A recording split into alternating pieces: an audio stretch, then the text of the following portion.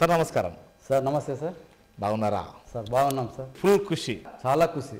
ఎవరిచ్చారు ఇదంతా? మన అన్నగారు, శ్రీయుతులు, పెద్దలు, గౌరవులు, పూజ్యులు చెన్నకేశ్వరుడు గారు, మన శాసనసభ్యులు గారు మరియు వాళ్ళ కుమారులు ఎర్రకోట జగన్మోహన్ రెడ్డి గారు, వాళ్ళ ఆశలతో ఈ రోజు మీ ముందు నేను మాట్లాడుతున్నాను సార్. జగన్మోహన్ రెడ్డి గారు ముఖ్యమంత్రి, ఇక్కడ చెన్నకేశ్వర రెడ్డి గారు మళ్ళీ వాళ్ళ కుమారులు, మొత్తం మీద అంతా సయోధ్య కుదిరింది. కుదిరింది కుదిరింది సార్. ఇప్పుడు అనూహ్యంగా మీ పేరు రావడం ఏంది అసలు బయటికి అంటే కుర్నియాని కులస్తులు ఇక్కడ సామాజిక వర్గం ఎక్కువ ఉంది. ఆయన దృష్టిలో నేను చాలా దగ్గర, ఆయనతో నాకు 14 ఏళ్ళ అనుభవం ఉంది. సామాన్య టౌన్ ప్లానర్ మీరు? కరెక్టే. నేను ఒక మున్సిపల్ ఇంజనీర్, లైసెన్స్ సర్వేయర్. అవును. నేను ఎక్కువ ఎమ్మెన్యూలో చాలా buildings approvals, plans, estimates, layouts, supervising ఈ వర్క్ చేస్తూ ఉంటాను. దగ్గరగా సార్కు వాళ్ళకి నాకు దగ్గరగా ఉన్నాను. వాళ్ళు ఏమన్నా చిన్న చిన్న వర్క్స్ ఏమన్నా ఉన్నాయి నేనే చేసిస్తాను సార్కు. పిలిచడం వెంకటేష్ ఈ పని ఉంది అంటే వాళ్ళు ఏ వర్క్ ఉంది దగ్గర ఉండి వాళ్ళకి ఆ వర్క్ చేస్తూ ఇస్తూ ఉంటాను. ఆ ఉద్దేశంతో అంటే అది ఉద్దేశం. మీకు ఇప్పుడు ఎమ్మెల్యే గారి కుటుంబానికి అనుబంధం ఏంది అసలు? నా నుంచి కాదు, ఇది నా నుంచి కాదు, మా తాతగారి దగ్గర నుంచి ఈ రోజు వరకు అట్లనే ఉంది. ఆ యొక్క అనుబంధంతో వాళ్ళ కుమారుడు అనే ఉద్దేశంతో ఇప్పుడు ఆయన నాకు ఇవ్వడం జరిగింది. సో మరి ఏంటి మొత్తం అంతా జోరు పెంచుకున్నారా? మరి పెంచుకున్నాం సార్. తర్వాత అంటే ఇప్పుడు ఇక్కడ ప్రధానంగా ఒక 2 పేర్లు వినిపించారు. ఒకటేమో రుద్రగౌడు, ఇంకోటేమో బుట్ట రేణుక. ఈ ఇద్దరి కాదని మీ పేరు ప్రస్తావన తీసుకురావడానికి గల కారణం ఏంటనుకోవచ్చు? వాళ్ళు బాగా లాబింగ్ చేశారు కదా ఆయన. కానీ అంటే బీసీ సామాజిక వర్గం ఇక్కడ చాలా ఉంది సార్. ఓకే. గౌడు కూడా బీసీ వర్గమే కదా. కులస్తులు ఇక్కడ మెయిన్, ఇక్కడ రేణుక వాళ్ళు కూడా బీసీనే. అంటే బీసీ అంటే వాళ్ళు వచ్చి ఆమె హైదరాబాద్ లో ఉంటుంది కదా, అక్కడ నుంచి ఇక్కడ రావాలంటే ఇబ్బంది అవుతున్న ఉద్దేశంతో ఇక్కడ లోకల్ కావచ్చు. అంతేనా? కావచ్చు. ఎందుకంటే అక్కడ నుంచి మీకున్న ఇప్పుడు రుద్రగౌడుకు రేణుక గారికి ఏమన్నా మంచి సరి సంబంధాలు ఉన్నాయా? సో మీ పేరు ప్రకటించడంతో సో ఎవరైతే ఆశ పెట్టుకున్నారో వాళ్ళ దగ్గరికి పోయి మీరేమన్నా కలిసే ప్రయత్నం చేశారా? ఇంకా కలవలేసా? కలుస్తాను. ఎందుకంటే లోకల్ లేరు కదా సార్ మేడం గారు. ఈ ఫోన్ లోనే అంత ఫోనే కదా మాట్లాడతా. సార్ ఎమ్మెల్యే సార్ ఉన్నారు, జగన్మోహన్ గారు ఉన్నారు. అవును. అందరు కలిసి వాళ్ళు, తర్వాత సార్ వర్గము అందరు కలిసి మేము టౌన్ లో గాని మండలాల్లో గాని తిరిగి అందరు సహకారంతో. ఇప్పుడు ప్రధానంగా ఇక్కడ 3 మండలాలు ఉంటాయి, టౌన్ కూడా. ఇప్పుడు ఎమ్మెల్యే గారి వర్గం పూర్తిగా మీకు సపోర్ట్ చేస్తుందని అనుకుంటున్నారా? సార్ చేస్తుంది సార్, తప్పకుండా చేస్తుంది. ఎలా? ఇప్పుడు ఆయన వర్గం కింద నేను వేరే కాదు కాబట్టి ఆయన వర్గం తాను చూపించిన వాడే కాబట్టి. అవును సార్, తప్పకుండా ఉంటుంది. వారితో మీరు ఎట్లా మమేకం అవుతారు? ఎందుకంటే కొంతమంది ఆశావాళ్ళు ఉంటారు, రకరకాలు ఉంటారు, కొంత గిల్టీ ఫీలింగ్లు ఉంటారు. ఎవరికి వెళ్ళలేదు సార్, ఎందుకంటే నేను అందరికి ఆజాద శత్రు ఉన్నట్లు. నేను అందరితో పలకరిస్తా. నాకు గ్రూపులు అనేది లేదు. ఇక్కడ రుద్రగౌడ స్వరాలు గానీ ఉత్తరేణక వర్గంతో కానీ అంటే వాళ్ళు ఇక్కడ లేరనుకోండి, వాళ్ళ సంబంధికులు బంధువులు ఉన్నారు కాబట్టి వాళ్ళంతా నాతో మాట్లాడారు. వెంకటేష్ నీకు వచ్చినాక చాలా సంతోషంగా ఉంది అని వాళ్ళు కూడా అన్నారు. నాకు చాలా ఆనందంగా ఉంది. మరి ఈ 3 రోజుల్లో వెంకటేష్ గారి వైఖరి ఏమన్నా మారిందా? బాడీ లాంగ్వేజ్ కావచ్చు, ఇంకోటి కావచ్చు, అంటే ఇవన్నీ అంటే యథాస్థాయిగా ఉండడానికి కోసం మార్పు రావాల్సిన అవసరం వచ్చింది. మరి అవసరం అంటే ఇంకా ఆనందం తట్టుకోలేక ఒక ఆనందం ఉంది. అది ఇంకా నేను అందరితో కలిసి ఒక్కొక్కరితో మమేకమై నా యొక్క వర్గంలో, నియోజకవర్గంలో అన్ని తిరిగి అందరిని దగ్గరకు ఉంటూ ఎమ్మెల్యేతోని ఎంత స్నేహభావంగా ప్రజలు ఉన్నారో, కార్యకర్తలు ఉన్నారు, లీడర్స్ ఉన్నారు, స్థానిక సంస్థ లీడర్ ఉంటారు కదా. సో వారిని అందరినీ మమేకం చేసుకొని పోవడమే మీ లక్ష్యం అనుకోవచ్చు ఏమన్నా? తప్పకుండా చేసుకుంటా సార్. అంటే ఇప్పుడున్న అందరితో నేను దూరం ఏం లేదు. ఎందుకంటే నేను సార్తో 14 ఏళ్ళ నుంచి అక్కడే సార్ దగ్గర ఉన్నా. నేను రోజు సార్ గాని, తర్వాత మన అన్నగారిని ఎర్రకోట జగన్మోహన్ గారిని రోజు కలుస్తూనే ఉంటా. కలిసినప్పుడు అక్కడ వచ్చే కార్యకర్తలు, ఆయన కింద ఉన్న అనుచరులు అందరూ వస్తుంటారు, నేను వస్తుంటా. అందరు కూర్చుంటాం, ఏదో మాట్లాడుకుంటాము. మాట్లాడిన తర్వాత వాళ్ళు ప్రజాక్షేత్రంలో వాళ్ళు వెళ్ళిపోతారు. నా క్షేత్రం ప్లాన్లు, ఇంజనీరింగ్, నా ఆఫీస్ పోయి నా వర్క్ చూసుకుంటా. వాళ్ళ తర్వాత కలిసడం. కానీ దూరం ఏం లేదు, అందరితో వాళ్ళతోనే ఉన్నాను. సో ఇక్కడ ప్రధానంగా 2 అంశాలు కూడా అనుకోవచ్చు. ఇక్కడ తన కొడుకు ఆల్రెడీ ఇంతకన్నా ముందు ఇచ్చారు కాబట్టి సో తాను ఎంతడైనా ఇక అంటే ఇస్తాడు ఇవ్వడం అనే నేపథ్యంతోనే మీ పేరు ప్రపోజల్ చేశారు అనుకోవచ్చు. బీసీ అన్న తర్వాతనే నా పేరు పెట్టుకొచ్చింది. అంతవరకు నేను అక్కడ లేను కూడా. అంటే ఇప్పుడు మీకు అసలు వైఎస్ఆర్సీపీలో సభ్యత్వం కూడా లేదంటారు, నిజమేనా సార్? అట్లా అనొద్దండి, ఉన్నాను. వైఎస్ఆర్సీపీ తరఫున నిలబడ్డాం. మా ఫాదర్ నిలబడ్డారు. మీ ఫాదర్ కు రాజకీయ విషయము. నేను తిరిగాను, ఉన్నాను, సభ్యత్వం కూడా తీసుకున్నాను. కొంత కాంట్రవర్సీ వస్తుంది ఈ 3 రోజుల నుండి. రాంగ్ తిరిగాము, చేసాము, అన్ని చేసాము. నేనంటే ఇంజనీరింగ్ వృత్యా కొంచెం దూరం ఉన్నాను అంతేగాని వేరేదంటే ఏది లేదు. ఎందుకంటే వృత్తిరీత్యంగా రాజకీయంగా కొంచెం ఇబ్బంది ఉంటుందన్న ఉద్దేశంతో నేను పక్కకు రాలేదు, తగ్గించుకుని అంతే. అంతే. మీ ఫాదర్ వాళ్ళకు రాజకీయ అటాచ్మెంట్ ఎక్కువ ఉంది. మా నాన్న నుంచి కాదు, మా జేజీ నాన్నగారి దగ్గర నుంచి ఉంది. అక్కడ నుంచి రాజకీయ అనుబంధం ఉంది, ప్లస్ మన సార్తో కూడా చాలా అనుబంధం మాకు ఉంది. అవును, ఇప్పుడు మీ జేజనాతోనే భాస్కర్ రెడ్డి తర్వాత అంటే మీ మాచాని కుటుంబానికి ఆల్రెడీ ఒకసారి అవకాశం వచ్చింది, అది విత్డ్రా అయ్యారు. At the same time NT Rama Rao హయాంలో మళ్ళీ టీడీపీని కూడా తీసుకొచ్చింది మీ ఫాదర్. మాకు అనుబంధం అయినా చెప్తా సార్. చిన్నగా జేజనాయన గారు మాచాని శంకరప్ప ఆయన వచ్చి milk society, cooperative milk society founder, chairman గా పనిచేశారు సార్. తర్వాత నెక్స్ట్ పద్మశ్రీ మాచాని సోమప్ప గారు ఉన్నారు కదా, ఆయన మా జేజన గారు ఇద్దరు కో బ్రదర్స్. అచ్చా. ఆయన పంచాయతీ ప్రెసిడెంట్ గా ఉన్నప్పుడు మా జేజన గారు వైస్ ప్రెసిడెంట్. తర్వాత సోమప్ప గారి తర్వాత ఆయన కుమారుడు మాచాని శివన్న గారు, ఆయన మున్సిపల్ చైర్మన్ ఉన్నప్పుడు మా జేజన శివన్న గారికి కదా ఒకసారి ఆల్రెడీ మీకు అవకాశం ఇచ్చారు కాంగ్రెస్ తరఫున, 18 వచ్చింది. తర్వాత వాళ్ళ అయిన తర్వాత నెక్స్ట్ జనరేషన్ శివన్న గారు, ఆయన కుమారుడు వెంకటేష్ వచ్చి మా పెద్దనాన్న గారు, ఆయన వైస్ చైర్మన్ ఉన్నారు, శివన్న గారు చైర్మన్ ఉన్నారు. ఆ జనరేషన్ అయిన తర్వాత నెక్స్ట్ జనరేషన్ నా భార్య కౌన్సిలర్ గా పనిచేసింది. సో ఇందులో మీ ఫాదర్ పాత్ర ఉన్నట్టుంది కదా. ఎన్టీ రామారావు మా ఫాదర్ వచ్చి ఎన్టీ రామారావు 82లో టీడీపీ స్థాపించినప్పుడు ఎమ్మెన్యూర్లో మా ఫాదర్ టీడీపీ ఫౌండర్ ఇక్కడ. ఓకే. అప్పుడు మా నాన్నకి 88లో ఎమ్మెల్యే సీట్ ఇచ్చారు. మళ్ళీ దాన్ని కూడా ఏదో మళ్ళీ అది కాదు, కోట్ల విజయభాస్కర్ రెడ్డి గారు ముఖ్యమంత్రిగా ఉంటూ ఎమ్మెన్యూర్లో ఎమ్మెల్యేగా నామినేషన్ వేశారు. అప్పుడు ఉన్న పరిస్థితులను బట్టి అంత పెద్ద ఆయనతో మనకి ఎందుకు, ఆయన మినిస్టర్, చీఫ్ మినిస్టర్, మనం ఒక రైతు కుటుంబం, రైతు కుటుంబము పెద్ద ఆయనతో మనకెందుకు అని ఆ రోజు పరిస్థితులను బట్టి ఆ రోజు మా ఫాదర్ డ్రాప్ అయ్యారు. తర్వాత రెండోసారి సీటు కోసం వెళ్ళినప్పుడు బియ్యం ముని గారు వచ్చి నాకు కావాలంటే మళ్ళీ మనం మంత్రి గారు అడిగితే ఆయనకి ఇచ్చేసారు. తర్వాత నెక్స్ట్ అంతే కదా, అంత రాజపడకుండా వేరు. 3 సార్లు ఇక్కడ ఎలాంటి అధికారం లేకున్నా కానీ ఒక మార్కెట్. సో అంటే ఎలాంటి అంటే పొలిటికల్ గ్రౌండ్ తక్కువ ఉన్న అక్కడికి ఎన్టీ రామారావు మాత్రం 3 సార్లు పిలిపించుకున్నారు ఇక్కడికి. వచ్చారు సార్, అంత మా నాన్న అద్దంలోనే జరిగింది. అంటే అప్పుడు భీముడు లేరు, అంతా అప్పుడు మా నాన్ననే ఫస్ట్, తర్వాత భీముడు వచ్చారు. ఓకే. అంటే ఇదంతా హిస్టారికల్ కొంత ఉన్నది మాచాని కుటుంబం ఉంది. ఇక్కడ ఆదోర్ నుంచి కోర్టు కూడా ఇక్కడ తరలి నుంచి ఆదోనికి వెళ్ళేవారు. అప్పుడు 87లో భీముడు గారిని పట్టుకుని మా నాన్నగారు ఇక్కడ కోర్టు ఉంటే బాగుంటుందంటే అప్పుడు ఎమ్మెనూరుకి కోర్టు తీసుకొచ్చారు 87లో.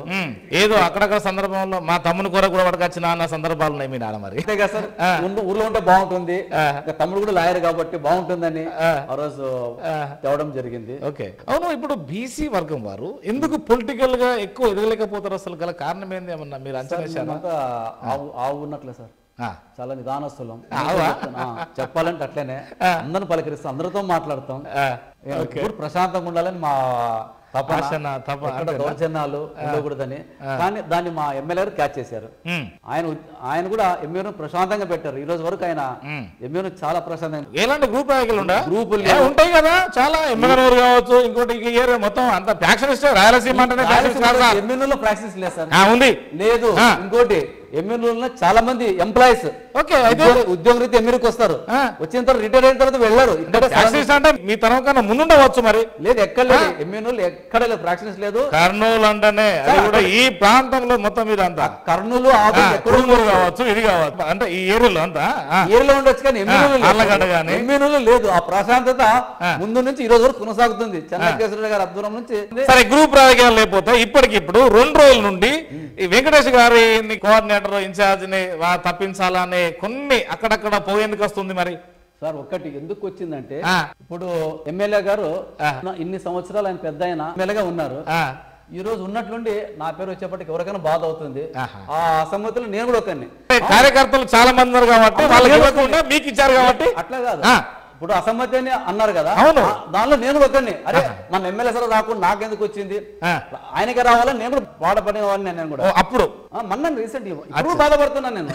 నేను ఇంజనీర్, నాకెందుకు ఇది, ఎందుకు నేను దీంట్లో పోతున్నాను, నేను కూడా బాధపడ్డాను. ఇప్పుడు ఇష్టమేనా మరి, కష్టంగా ఉందా? పెద్ద నేను చెప్తే ఆ విధంగా మేము చేయడానికి రెడీ ఉన్నాం. ఆయన పిలిచి మాకు ఈ రోజు ఇస్తున్నారంటే ఇంకా ఆయన మాట జవదాడకుండా ఆయన మరి రాజకీయాలంటే ఇప్పుడు అప్పుడున్నటువంటి వెంకటేష్కు ఇప్పుడు మళ్ళీ ఒక కొత్త అవతారం ఎత్తుడు అనుకోవచ్చు ఏమన్నా మరి అప్పుడు ఎలా ఉన్నాను ఇప్పుడు అలాగే ఉంటాను. అవతారం అంటే ఏముండదు.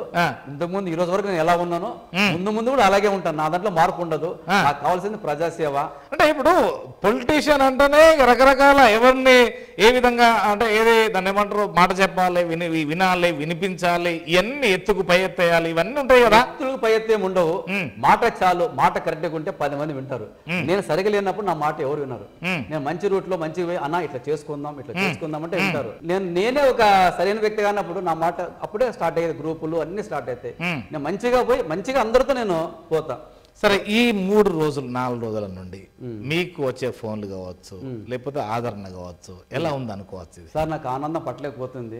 చాలా ఆనందంగా ఉంది. మీకు ఆనందం పట్టిందా పట్టలేదు కాదు, ప్రజలకు ఆనందం కావాలి కదా. ఇప్పుడు చాలా మంది ఫోన్లు వచ్చాయి, వెంకటేష్ నీకు రావడం మాకు ఆనందంగా ఉంది, ఏమి నువ్వు నిలబడాలి, గెలవాలి, నీకు మంచి అవకాశం ఇచ్చారు ఎమ్మెల్యే గారు, అన్నగారు, ఏమి అందుకు సహకరించిన మన జగన్మోహన్ గారికి అందరికి నా యొక్క పాదవందనాలు. ఎమ్మెల్యే గారికి, తర్వాత ఇక్కడ జగన్మోహన్ గారికి అందరికి నా పాదవందనాలు. వాళ్ళ సహకారంతో ఈ రోజు నేను ముందుకు పోయి ఏమి ఊరిని మంచిగా చేస్తాడు. ఇప్పుడు దాంతో పాటు ఇక్కడ ఏంటంటే రకరకాల ఎత్తుడు ఒడదలకు ఉంటాయి అన్నట్టు, ప్రతిపక్షాలు ఉంటాయి. ఇక్కడనే మీ గ్రూప్ లో కూడా కొంతమంది గిట్టని వాళ్ళు కావచ్చు, రకరకాలు కావచ్చు, లేదా ఇక్కడ రేణుక వర్గం కానీ, లేదా ఇటు రుద్రగౌడ్ వర్గం కానీ, రకరకాల వాళ్ళని ఏ విధంగా అంటే మీకు అనుకూలంగా తిప్పుకోవడానికి ప్రయత్నం చేస్తారు? వస్తారు సార్. ఎందుకంటే మాకు మా రుద్రగౌడ్ గారు కూడా మాకు అనుబంధం ఉంది సార్. ఎందుకంటే మా నాన్నగారు రుద్రగౌడ్కి మంచి రిలేషన్ సార్. ఓకే, ఏమి సో ఆయన కూడా మన నాగరాజ్ అన్న కుమారుడు, చిన్న పిల్లోడు ఈరోజు నిలబడ్డారని ఆయన సహకారం 100%. రేణుక గారి కులం మా ఎంజీ బ్రదర్స్ వాళ్ళ బియ్యంకురాలు కదా, వాళ్ళు కూడా అంతే మా బియ్యంకురాలు వాళ్ళ దాయదులు కదా. ఏమి ఆమె కూడా నాకు 100% నాకు మద్దతు ఇస్తుంది. రాజకీయ స్నేహపాలి కోఆర్డినేషన్ అవసరం. ఇక్కడ పుట్టరేణకమ్మ గారితో నాకు పెద్దగా పరిచయం లేకుండా ఇప్పుడు 2-3 సార్లు ఇంటికి వచ్చిన మాట్లాడాను. మా నాన్నగారు, మా పెద్ద నాన్నగారితో అంత రిలేషన్ బాగానే ఉంది. తర్వాత ఊర్లో ఉన్న అందరు ఆశీర్వాదం తీసుకుంటా, అందరూ కలుసుకుని పోతా సార్, ఇబ్బంది ఏం లేదు. సో ఇక్కడ వైఎస్ జగన్మోహన్ రెడ్డి గారు వై నాట్ 175 అంటుంది, అంటే మిమ్మల్ని దృష్టిలో పెట్టుకోని అనుకోవచ్చా సార్? ఫస్ట్ నేనే వస్తా. ఆ నమ్మకం 175 లో ఫస్ట్ అంటే నేనే. అంటే ఏంది ఇప్పుడు ఈ ఇన్ఛార్జీలను మార్చడానికి గల కారణం ఏంది అనుకోవచ్చు అసలు ఇక్కడ? అంటే ఆజాదిక సామాజిక వర్గాలనా, లేకపోతే కొత్త వారికి అవకాశం ఇద్దామనా, లేదంటే ఇక్కడ ఓడిపోతుందనా, అంటే అనేక రకాలు ఉంటాయి కదా. ఒకటి ఆయన పెద్ద ఆయన సార్, ఆయన మనసులో ఏముందో తెలియదు. ఆయన బీసీ అనుకున్నారు. మన పెద్ద ఆయన మా నాన్నగారి దృష్టిలో నేను పడ్డాను, నేను వచ్చాను. ఎందుకంటే ఆ టోర్ నేను చెప్పలేను సార్. ఎందుకంటే రేంజ్ ఎక్కడ, నా రేంజ్ ఎక్కడ చెప్పండి. ఓకే, అంటే రాజకీయ పరిణామంలో సో మీ నియోజకవర్గంలో మాత్రమే. ఇక్కడ 3 మండలాలు ఉన్నాయి ప్రధాన, అంటే మీకున్న సోర్సెస్ ప్రకారంగా ఏ మండలము అభివృద్ధి కోణంలో ఎంతెంత మేరకు ఉన్నది, మీరు ఏం చేయాలనుకుంటున్నారు అసలు? సార్ రీసెంట్ గా మన పెన్షన్లు ఇచ్చాం సార్. ఇక్కడ నందవరం మండలం కానీ, గోనెల మండలం కానీ, ఎమ్మెనూరు మండలం కానీ, టౌన్ కానీ ఇచ్చాను. అక్కడికి వెళ్తే ప్రతి ఒక్కరు ఎందుకంటే మా తాతగారికి మంచి పేరుంది అక్కడంతా, పలానా వ్యక్తి మనముడని ఉంది పేరు. అక్కడ పోయి మన ఎమ్మెల్యే గారు ఎవరేం కాదయ్యా, మన పాలస్టోర్ శంకరప్ప మనముడు, మా తాత పేరు అది. పాలస్టోర్ శంకరప్ప అంటే నోటెడ్ అనమాట. పాలు కోఆపరేటివ్ స్టోర్ పెట్టారు సార్. ఇక్కడ మన ఇక్కడ పల్లెల్లో పాలను తీసుకొచ్చి ఇక్కడ సొసైటీలో వేసేవారు. సో అందరికి తెలుసు పాత వ్యక్తులకంతా, పాలస్టోర్ శంకరప్పనాయ మన శంకరప్ప, పాత శంకరప్ప మనముడే అని ఆ విధంగా ఆయన పరిచయం చేశారు. సో మనకు తెలిసిన అబ్బాయి అని వాళ్ళు కూడా నాకు చాలా పలికడం జరిగింది. తర్వాత మీ ప్రకారంగా ఇక్కడ ఈ ఎమ్మిగనూరు నియోజకవర్గం ఎంత మేరకు అభివృద్ధి చెందింది అన్ని రంగాలలో, ఇంకెంత మేరకు ఉంది అనుకోవచ్చు? మీ ఎమ్మెనూరు చాలా డెవలప్ జరిగింది సార్. మేము చిన్నగా ఉన్నప్పుడు ఆధునిక చూసుకుంటే మా ఎమ్మెనూరు ఏం లేదు, కానీ ఈ రోజు ఆధునిక అంటే మా ఎమ్మెనూరే బాగుంది.